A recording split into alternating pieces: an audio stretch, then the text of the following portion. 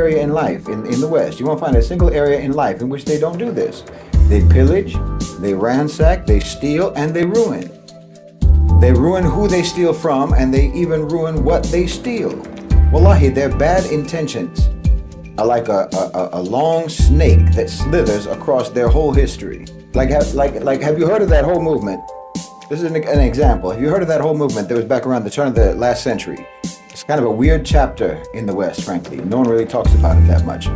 But it is significant, I think. That quasi-spiritual movement, you know, the sort of elite-led bourgeoisie, mysticism and occultism that went hand in hand with colonization. You had Blavatsky, Bazant, those lunatics, you know? It was the basis of what's now the New Age spiritualism of today. The westernization of Eastern ideas and concepts, and the perversion of those ideas and concepts for distinctly Western purposes.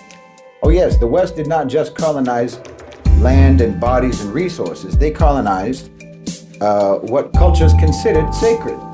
They reached into the metaphysical heart of civilizations and extracted whatever they found useful, and they co-opted it, which was to provide Western elites with a sort of metaphysical justification for rejecting both God and rejecting the spiritual heritage of the people that they colonized. And that's what you have to understand. This wasn't just some fringe bunch of eccentrics. No, they served core imperialistic interests by claiming to understand the true essence of, say, a Hinduism or Buddhism. To understand it better than its adherents, the colonizer posed as a benevolent reformer rather than as a conqueror. And by filtering global religious traditions through invented Western esoteric frameworks, the colonizers were able to dictate how those traditions would be studied, how they would be taught, how they would be perceived. When your sacred texts are all called metaphors, and your prophets are all called myths, and your rituals are all reframed as nothing but psychological symbols, you're spiritually disarmed. Yes, Islam was conspicuously absent. There's one religion that they never messed with. You can guess which one that is. Yes, Islam was conspicuously absent from their grand synthesis of all the Eastern religions. Why?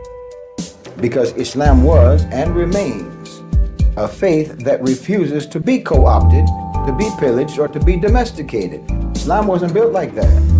Unlike Hinduism or unlike Buddhism and so forth, which had already been sort of fragmented and demilitarized under colonial rule, Islam retained not only its theological coherence, its legal rigor, its political force, but its teeth. It could not be appropriated by the West without provoking resistance. You can't get away with that with Muslims. Theosophy's structure was inherently elitist. It spoke of hidden great masters, secret hierarchies, cosmic initiations, and deeper truths and whatnot. All of these ideas basically mirrored imperial thinking, but in a sort of metaphysical framing. You know, the spiritual order replicated the colonial order. The white European would now not only rule the land, but the very cosmos itself. But La ilaha illallah does not tolerate that nonsense. No.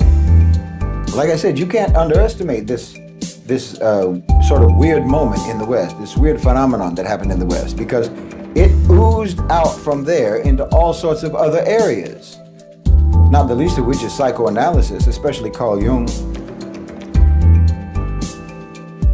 It is everywhere. Like I said, in the so-called New Age movement, which is just a descendant of Theosophy, it reduces Buddhism to mindfulness, Christianity to, you know, positive vibrations, love, and so forth. Hinduism is just yoga or tantric sex or karma.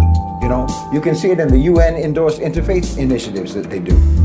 This push for a sort of universal spirituality that flattens theological distinctions in favor of liberal humanist platitudes. You can see it in corporate wellness programs, you know, repackage the sort of Hindu, Eastern, Buddhist meditation as a form of stress relief, stripping it of all metaphysical meaning. I mean, it's all over the place in Western pop culture. You know, you see the Egyptian iconography, Eastern mantras and so forth, all just being a kind of aesthetic backdrop. Spiritual imagery emptied of any spiritual consequence or meaning. No appreciation, no understanding of the context or the history or the culture that those things came from. In each case, the goal is the same: narcissistic spiritual performance without submission to God. And yes, that is at least part of why